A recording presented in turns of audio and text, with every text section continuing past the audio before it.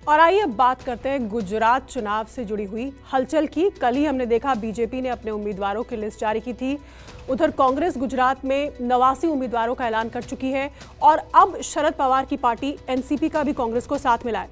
कांग्रेस ने आरोप लगाया है कि बीजेपी कांग्रेसियों के सहारे गुजरात जीतना चाहती है। उधर एनसीपी ने दावा किया है कि गुजरात में शिवसेना भी कांग्रेस और एनसीपी के पक्ष में चुनाव प्रचार करेगी। आज की गुजरात की हलचल इस रिपोर्ट में। 2024 की लड़ाई के लिए विपक्षी एकता के पैरोकार शरद पवार की पार्टी एनसीपी गुजरात में कांग्रेस के साथ मिलकर चुनाव लड़ेगी। अहमदाबाद में गुजरात कांग्रेस अध्यक्ष और गुजरात एनसीपी अध्यक्ष जयंत बोस्की की मुलाकात के बाद इसका ऐलान हो गया।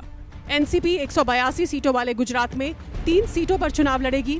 न्यूज 24 से खास बातचीत में गुजरात कांग्रेस अध्यक्ष जगदीश ठाकुर ने कहा कि बीजेपी के पास गुजरात में उम्मीदवार तक नहीं है और वो कांग्रेसियों के जरिए चुनाव जीतने का सपना देख रही है। जो भाजपा को चलाने वाले थे, गुजरात में भाजपा को खड़े करने वाले थे, वो सब घर पकड़ के बैठ जाएंगे।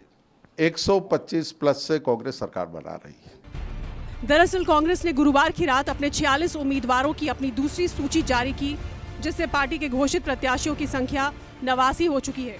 गुरुवार को जिन 46 उम्मीदवारों के नामों का ऐलान हुआ, उनमें भुज से अर्जन भाई भूड़िया, जूनागढ़ से भीखा भाई जोशी, सूरत पूर्व से असलम साइकिल वाला, सूरत उत्तर से अशोक भाई पटेल और वलसाड से कमल कुमार पटेल का नाम शामिल है। बीजेपी ने जहां नए चेहरों को तवज्जो दी है, कांग्रेस ने पुराने साथियों पर भरोसा जताया है। हिरेन भाई, 89 उम्मीदवारों की सूची घोषित हो चुकी है। किस तरह की ये सूची है, क्या खास ध्यान रखा गया है इस सूची में? सबसे पहले तो जो 27 साल की जो भारतीय जनता पार्टी का कुशासन है, उसको ज़्यादा से ज़्यादा लोगों के बीच में ले जाए। वैसे हमारे जो धारासभ्य थे उनको 43 और 46 जो 2 याद आई है।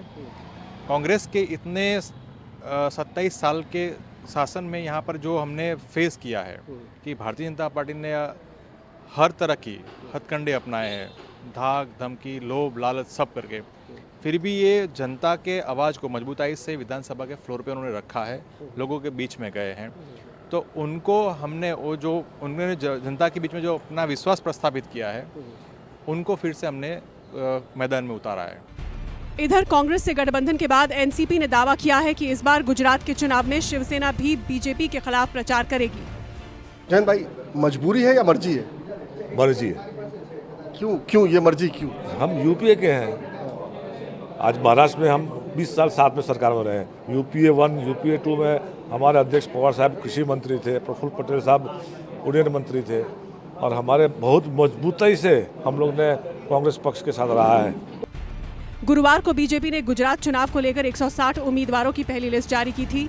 पार्टी ने मुख्यमंत्री भूपेंद्र पटेल को उनकी विधानसभा सीट घाटलोडिया से उम्मीदवार बनाया, तो वहीं हार्दिक पटेल और क्रिकेटर रविंद्र जाडेजा की पत्नी रिवाबा जाडेजा को भी उम्मीदवार बनाया है।